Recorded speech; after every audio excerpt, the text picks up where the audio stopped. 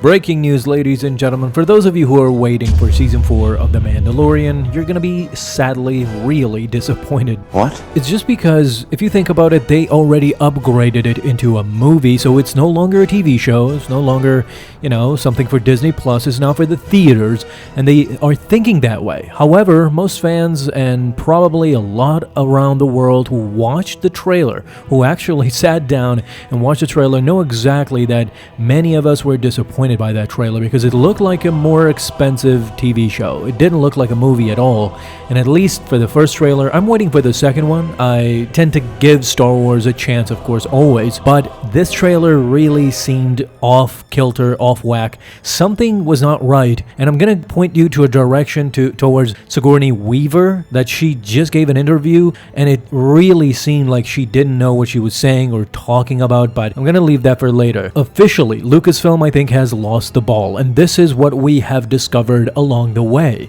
More and more information are coming out that they are absolutely bonkers and nothing is as it should be. 2026 will be a very important year, trust me, because by 2026, by the ending of it, we will get not only the movie, but we will get Maul Shadow Lord, we will get also Ahsoka Season 2, and compiling all this, we will get a lot of material showing us, do they actually know what direction do they want to go, or is it still going to be a mishmash of nothing? We don't know the future of Star Wars, and at the end of the day, connecting it all to the sequels is a bad idea, in my opinion, of course. So let's go to a recent interview given by Caddy O'Brien, who played Elia Kane in The Mandalorian Season 3. And reportedly, she is not returning for The Mandalorian and Grogu. So she gave an interview to The Polygon, and she said, and I quote, "I don't think they're gonna do a Season 4. I know the movie's coming out. I know I'm not in it." This is very surprising because, of course, she played a major role for the Imperial Remnant and also for Moff Gideon, but now that Moff Gideon is dead, supposedly they are just discarding this character altogether, and this is, of course, not great news for the continuity of stuff, and she is kind of signaling that after Season 3, I never got a call, we never talked about it, so supposedly Season 4, you can already erase that idea from your mind. It's going to be the Mandalorian and Grogu movie, and then perhaps a sequel to this movie, and essentially, what do we know right now? The Mandalorian, as a TV series, has been completely cancelled and off the table, which is very, very sad to hear, honestly. And this actress just gave you the clear indication that Lucasfilm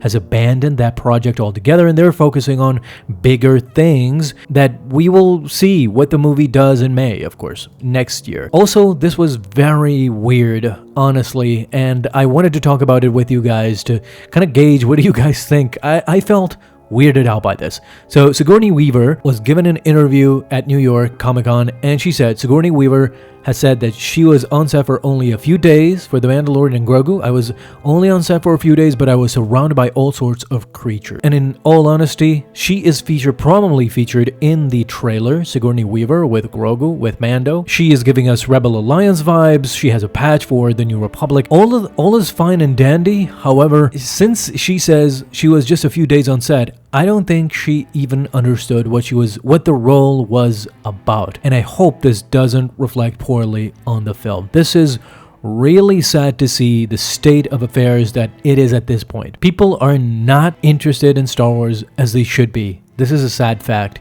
And we talked about it. The trailer was also a very bad indication. If you have any reservations, and if you're thinking, well, this kind of looks like an ordinary episode, kind of the last episode of the season, well, you might be right. I said that in the review of the trailer itself when it released that day because it kind of seemed so. Let me just start by saying that the moment I saw the leaked trailer that was in Star Wars Celebration, I immediately felt somewhat underwhelmed by the whole idea, by the whole thing. As of right now, the synopsis, anybody involved with this project, going from Jon Favreau, who has done for Disney mostly mid-movies as of right now. I mean, the last one I remember him doing is The Lion King, the recreation of live-action Lion King, and it kind of did mid. It wasn't anything special. So now Jon Favreau is back for this. So why should we, believe that Mandalorian and Grogu will be different?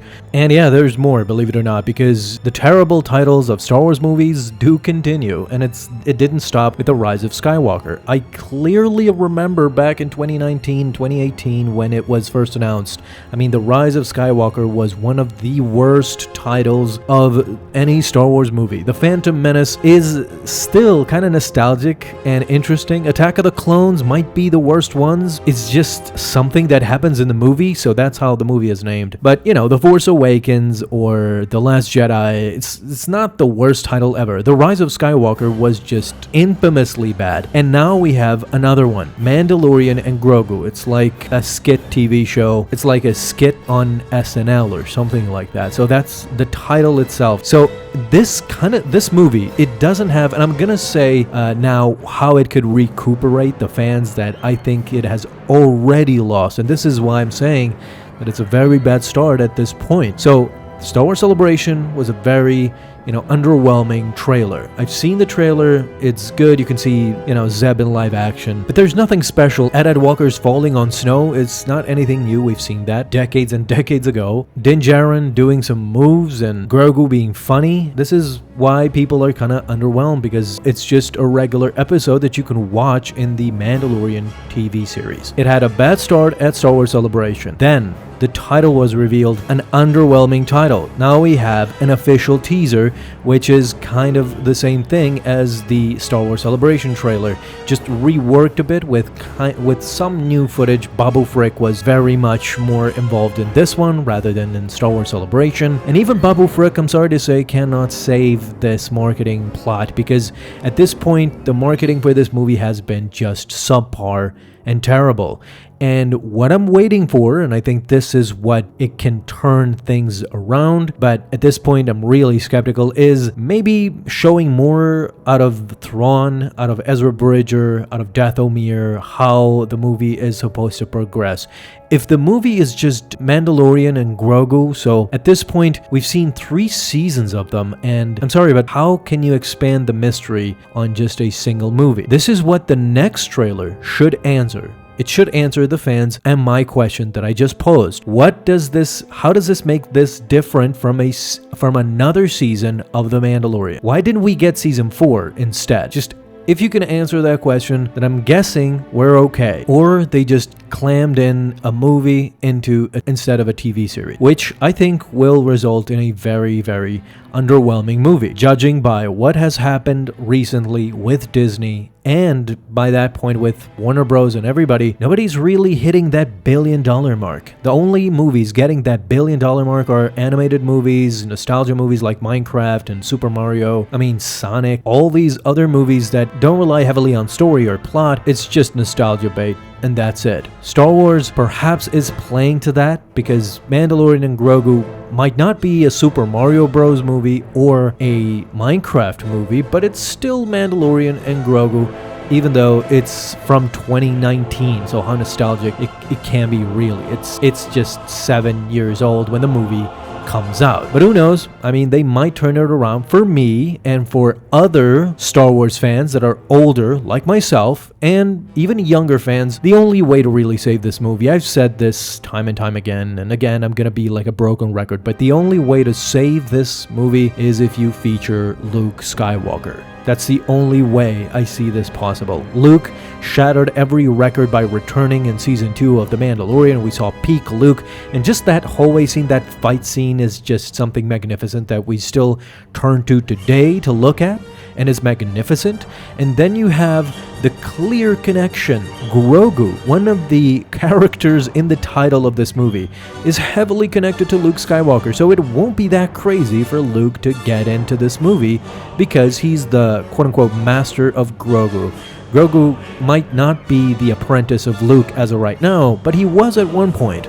Luke was the master, Grogu was the apprentice. There's a clear connection there, and Din Djarin knows Luke Skywalker. He met him once when he came to pick up Grogu for training. So they already know each other, and he has a clear history with Mandalorian and Grogu especially. So why not bring back Luke Skywalker? And for me, I've said it again and again, you should recast Luke Skywalker. Mark Hamill cannot play him anymore. The stunt doubles and the AI face, I don't know how good it would play in a movie, in a full-scale movie. But if you recast it with Sebastian Stan, I don't think anybody would complain, honestly, Disney. And if you want to get to $1 billion, you need to get Luke Skywalker into that second trailer. So the second trailer for me is clearly you have Mandalorian and Grogu fighting, getting into all these scenes.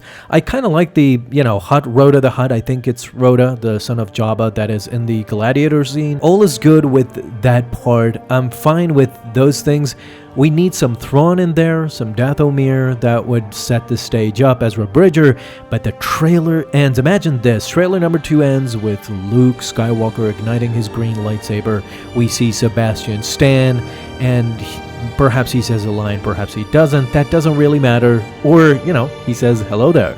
It rhymes. It's Star Wars. So, Disney, Lucasfilm, take it from me. I might not be a marketing genius. I might not work in the HR department or marketing department, or I haven't made $1 billion movie yet, but I know what the fans want because I'm a fan myself. I'm a diehard fan. If you tell me that in The Mandalorian and Grogu, Luke Skywalker is going to play a significant role, let's not say prominent role. He's going to play a significant role in The Mandalorian and Grogu, then not only do you have me there, you're going to have a lot more other people that are not really interested in Star Wars, but they are interested in Luke Skywalker coming back again to the silver screen. And in his biggest, most prowess, most powerful, era of that time. He is the greatest Jedi of that time.